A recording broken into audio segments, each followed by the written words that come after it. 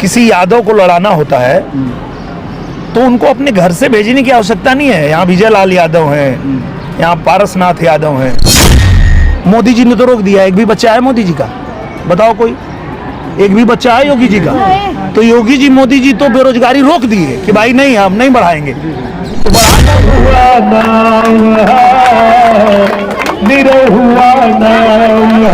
मैं आजमगढ़ में हूँ और हमारे साथ दिनेश लाल यादव निरहुआ जो गांव-गांव जा रहे हैं और लोगों से मिल रहे हैं। आइए हम बात करते हैं। अभी उनकी गाड़ी आई है यहीं पर। बहुत बहुत स्वागत है सर। बहुत धन्यवाद भैया। अच्छा, एक बार फिर से भाजपा ने आप पर जो है भरोसा जताया है। जी जी जी। और भाजपा जो है ऐसी पार्टी है जो जनता के बीच में रह के काम करने वाली पार्टी है जी। और हम लोगों को भी जब अवसर मिला तो 1 साल हम लोग यहाँ रह के काम किए, इसलिए फिर से एक बार अवसर मिला है। अच्छा, इस बार धर्मेंद्र यादव जी एक बार फिर से आए हैं, कह रहे हैं कि लगातार कि नहीं, अब पिछली बार तो हो गया लेकिन इस बार जीत उनकी है। नहीं, वो नहीं जीत पाएंगे। उसका कारण है कि जो प्रत्याशी होता है वो सबसे ज़्यादा कठिन समय उसके लिए यही है जब उसको जनता के बीच में जाके अपील करना है, वोट मांगना है। उनके पास वोट मांगने का टाइम नहीं है। तो जनता कह रही है जो वोट मांगने नहीं आ रहा है वो क्या चुनाव के बाद दिखाई देगा? कभी नहीं दिखाई देगा। ये लोग 19 में जीत के भाग गए, 22 में हार के भाग गए। हम लोग 19 में हारे तो भी यहाँ रह के काम किए और 22 में जीते तो भी यहाँ रह के काम किए। इसलिए ये जनता हमारे साथ है और इसलिए हमको एक और मौका मिल रहा है। अच्छा, विजय लाल यादव जी आपके भाई हैं और लगातार उनका वीडियो वायरल हो रहा है, आपके बहुत जो है खिलाफ बात कर रहे हैं। वो अपनी अपनी नीयत होती है, अपना अपना विचार होता है। हम इस नीयत से चुनाव लड़ रहे हैं कि हमको प्रधानमंत्री जी को एक बार फिर से प्रधानमंत्री बनाना है जो इस देश का बहुमत चाहता है। और उनकी नीयत ये है कि उनको किसी को बनाना नहीं है, प्रधानमंत्री को रोकना है। इसलिए वो लोग मेहनत कर रहे हैं। पर जब पूरा देश प्रधानमंत्री जी को बनाना चाहता है तो इन लोगों की मेहनत बेकार ही हो जाएगी, कोई मतलब नहीं होगा उनकी मेहनत करने का। वो खुद मांग रहे थे टिकट गाजीपुर से। उनको टिकट देना चाहिए था।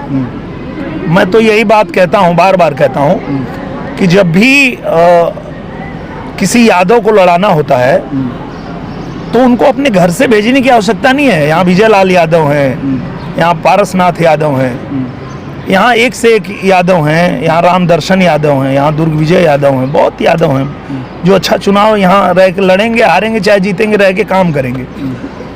पर वो समाजवादी पार्टी है ही नहीं, वो परिवारवादी पार्टी है। वो अपने परिवार के बाहर देखती नहीं है। तो विजय लाल यादव को इसीलिए टिकट नहीं मिला और कभी मिलेगा भी नहीं। नेताजी ओम प्रकाश राजभर जी हैं और राजभर जी जिस तरह से बीजेपी के साथ में है और बीएसपी ने भी यहाँ पे राजभर प्रत्याशी उतार दिया है, क्या फायदा होगा, क्या नुकसान होगा आपका? मुझे लगता है कि देखिए, हम लोग सभी समाज का काम करते हैं, सबकी बात करते हैं, सबका विकास करते हैं, सबका सम्मान करते हैं। इस आजमगढ़ में अगर हम लोग विश्वविद्यालय बनवाए हैं तो महाराजा सुहेलदेव जी के नाम पे बनवाए हैं।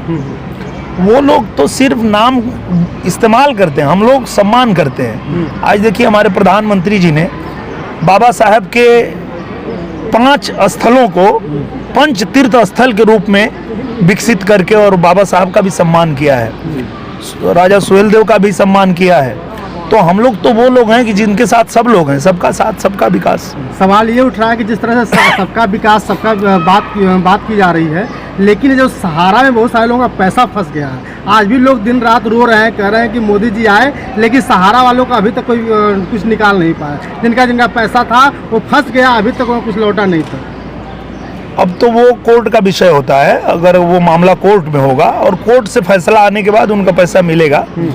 कोई भी व्यक्ति कानून से बड़ा नहीं होता है। अगर कोई ऐसा कंपनी है या कोई व्यक्ति है किसी का पैसा ले लिया है और वो नहीं दे रहा है तो वो निश्चित रूप से कोर्ट में गए होंगे और कोर्ट जो फैसला करेगा वो फिर उनकी प्रॉपर्टी बेची जाएगी, उनका है ना, हर जगह वो सब बेच के और उनको मिलेगा, निश्चित मिलेगा। समाजवादियों का आरोप होता है कि हमेशा जो है कि बीजेपी बस नामकरण करती है, क्योंकि जो अभी एयरपोर्ट का उद्घाटन हुआ है उस पर मुलायम सिंह ने सब कुछ करवाया था और पहले भी पट्टी पर जो है कि हवाई जहाज उतर चुकी थी। तो फिर जो है कि इनका उद्घाटन करने का मतलब क्या है? मतलब बस नाम बदलने का मतलब क्या है? नहीं, मतलब है भैया, आप जाके उनको बताइएगा कि मतलब क्या है।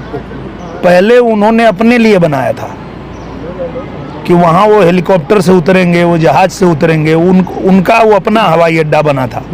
लेकिन जब हम लोगों को मौका मिला तो हम 1 साल दौड़ भाग किए और जनता के लिए लाइसेंस मांग लिए, लाइसेंस मिल गया कि अब यहाँ से जनता के लिए जहाज उड़ेगी। ये अंतर है, हम लोग जनता के लिए काम करते हैं, वो लोग सिर्फ अपने लिए काम करते हैं। मंदुरी के ठीक बगल में खिरिया बाग है, वहाँ पे कई सालों से लगभग आंदोलन चल रहा है। वहाँ पे आप भी कभी नहीं गए और लोग बार बार सोचते हैं कि दिनेश जी इस बार एक बार आए, कम से हमसे बातचीत करें और अंतर्राष्ट्रीय हवाई अड्डा बनाने की बात करते हैं। लोग विस्तारीकरण को रोकना चाहते हैं, ऐसे क्यों?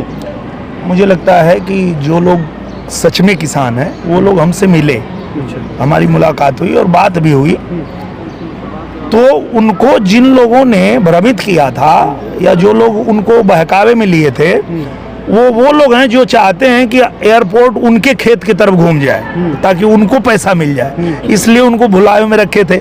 जब वो लोग सच्चाई जान गए तो वो लोग तैयार हैं कि आप बनवाइए, हम लोग तैयार हैं। जी वहाँ पे गरीब तबका बसा हुआ है और जो कि छोटी जाति के लोग बसे हुए हैं, उनका कहना है कि हमारे घर पर ही बुलडोजर चलने जा रहा है। नहीं चलेगा। क्या वो उधर से रास्ता कट जाएगा उनके लिए? नहीं, आप देखिए, ये विपक्ष वाले भड़काते हैं और ऐसे ही उनको बहका देते हैं। पहले हम उनके लिए बनाएंगे, घर बनाएंगे, उनको घर रखेंगे, तब ना उसका विस्तार करेंगे। ऐसे ही कैसे कर देंगे? ऐसे नहीं होता है। आप देखिए भैया, अयोध्या में विस्तार हुआ तो कैसे हुआ?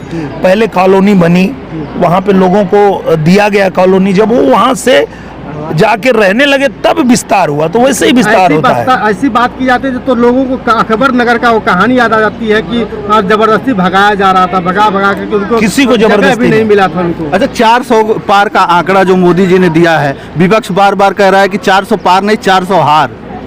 हम लोग 400 पार करेंगे तो वो लोग का तो 400 हार होगा ही, वो ठीक बोल रहे हैं, वो लोग का 400 हार ही है। आपकी बार मुद्दा क्या है नेताजी? आपका क्या मुद्दा मतलब? आजमगढ़ की बार आजमगढ़ के लिए क्या मुद्दा रखे हैं? क्या वही पुराना मुद्दा है और आगे और भी सोच रखा है युवाओं के लिए? मुझे लगता है कि आजमगढ़ के लिए, आजमगढ़ के संपूर्ण विकास के लिए जिस तरह से हम लोगों को काम करना है उसकी पूरी नींव हमने 1 साल में रख दिया है। किसी भी शहर को बहुत बड़े शहर के रूप में डेवलप करने के लिए पहले महायोजना लागू करानी होती है, जो इन लोगों को कभी याद नहीं आया था। ये लोग कभी किए नहीं थे, न कराए थे। पर हम लोगों को जब मौका मिला तो हमने आजमगढ़ में महायोजना लागू करवा दिया है। अब आप देखेंगे कि महायोजना लागू होने के बाद हमारा आजमगढ़ बनारस और गोरखपुर की तरह विकसित होगा और तेजी से विकास करेगा। उसके अलावा देखिए, अभी आजमगढ़ में रिंग रोड बनवा रहा हूँ, अंतर्राष्ट्रीय हवाई अड्डा बनाना है, तो ये सारी चीज़ें करनी है। और विकास जो होता है वो एक दिन की प्रक्रिया नहीं होती है।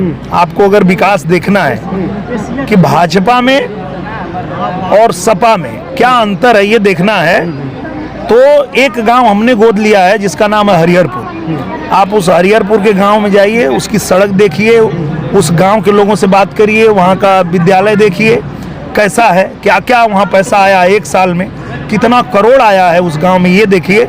और फिर इन लोगों ने जो गांव गोद लिया था, एक बार वहाँ भी जाइएगा और खुद भी देखिएगा और जनता को भी दिखाइएगा कि क्या अंतर है, आपको पता चल जाएगा। आखिरी सवाल नेताजी, जो कि युवाओं पर है, कर आप हमेशा कहते रहे कि मैं मोदी जी के संपर्क में रहता हूँ, योगी जी के संपर्क में रहता हूँ, तो इन जो युवा आजकल पढ़ लिख करके बेरोजगार हैं, क्या उनके लिए रोजगार की व्यवस्था की जाएगी? सरकारी नौकरी विशेष स्तर की बात की। हाँ, सबसे पहले तो आप मुझे बताइए कि भारत में सरकारी नौकरी है कितनी?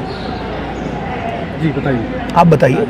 हमें तो लगता है कि आप सरकारी नौकरी मांग रहे हैं ना? पिछली भर्तियों में जो कि पिछली भाई सरकार में साहब, हमेशा भर्ती निकलती रही है। रेलवे में रुकिए भाई साहब, पहले मेरे सवाल का आप दोनों जवाब दीजिए, क्योंकि आप जो झुंझुना लेके आए हैं उसके बारे में आपको खुद ही जानकारी नहीं है। आप बताइए, भारत में कितनी सरकारी नौकरी है? बहुत सारे पद तो रिक्त भी है। अरे कितने हैं भाई, बताओ ना, वही तो पूछ रहा हूँ। नेताजी, अब आपसे बेहतर कौन जान सकता है? अच्छा, बस पूरे भारत में 80 लाख सरकारी नौकरी है और आपको लगता है कि वही 80 लाख लोगों को नौकरी देने से सबको रोजगार मिल जाएगा? तो 140 करोड़ में 80 लाख को अगर सरकारी नौकरी मिल गई, बाकी कहाँ जाएंगे? तो बाकी कौन सा रोजगार करेंगे बताइए आप? यही तो लोगों दर्शकों को बताना तो आपको बताना है ना। आप ही बोले ना कि विशेषकर सरकारी नौकरी, आप सिर्फ सरकारी नौकरी को बताते हो कि यही रोजगार है। यही रोजगार नहीं होता। रोजगार वो होता है जो प्रधानमंत्री जी दे रहे हैं। प्रधानमंत्री जी आपको स्वनिधि योजना दे रहे हैं, विश्वकर्मा योजना दे रहे हैं, आपको कृषि योजना दे रहे हैं, आप किसी भी योजना में आप पढ़ लिख लिए हैं तो आप लाख 2 लाख जितना आपको चाहिए आप सरकार पैसे देगी, आप अपना रोजगार कीजिए। ऊपर से 30% सब्सिडी देती है सरकार, ऊपर से 0% ब्याज है, ब्याज नहीं लगने वाला है, इसको कहते हैं रोजगार। अब आप लोग क्या लेके चलते हैं कि सरकारी नौकरी ही खाली रोजगार है। तो भाई साहब अगर सरकारी नौकरी 80 लाख है, सिर्फ 80 लाख यादव को ही दे दोगे तो भी 22 करोड़ यादव बेरोजगार रहेंगे। तो ये फालतू का सवाल आप लोग अब छोड़ दीजिए और ये जान जाइए कि सिर्फ सरकारी नौकरी रोजगार नहीं होता है। रोजगार वो भी होता है कि अभी आजमगढ़ में एक पिज़्ज़ा हट खुला, उस पिज़्ज़ा हट का मैं गया था ओपनिंग करने, तो वहाँ पता चला कि 20 लोग वहाँ रोजगार कर रहे हैं। वो रोजगार नहीं है। आप अभी हैं कैमरा चला रहे हैं, ये भाई साहब माइक पकड़े हैं, ये रोजगार नहीं है। तो करेंगे तब ना। और जो लोग आपको ये कहते हैं कि इस देश में बेरोजगारी बढ़ रही है, उनको बताइए कि रोजगार का जो है इतना है, अब इतने के बाद जो तुम जनसंख्या बढ़ा रहे हो वो बेरोजगारी बढ़ रही है, तो उसको रोकने का प्रयास तो मोदी जी कर रहे हैं, सरकार कर रही है। और जब वो नियम लेके आना चाहती है कि आप कम बच्चा पैदा करो, 2 ही बच्चा पैदा करो, तुम कह रहे हो कि तुम खुद बेरोजगार हो और 8 और बेरोजगार पैदा कर दे रहे हो, क्यों? खुद तुमको अपना पेट पालने नहीं हो रहा है, तुम कह रहे हो कि हम बेरोजगार हैं। तो आप बेरोजगार हो तो एक बार भी सोच रहे हो कि 8 बेरोजगार और क्यों पैदा कर रहे हो? मोदी जी ने तो रोक दिया। एक भी बच्चा है मोदी जी का? बताओ कोई, एक भी बच्चा है योगी जी का? तो योगी जी मोदी जी तो बेरोजगारी रोक दिए कि भाई नहीं हम नहीं बढ़ाएंगे। तो बढ़ा कौन रहा है ये बेरोजगारी? जो बच्चे पे बच्चा पैदा किए जा रहा है और सरकार कह रही है रुक जाओ तो मान भी नहीं रहा है। तो बेरोजगारी रोकना है तो थोड़ा सुनिए, सरकार की भी सुनिए। चलिए शुक्रिया नेता। हाँ, धन्यवाद।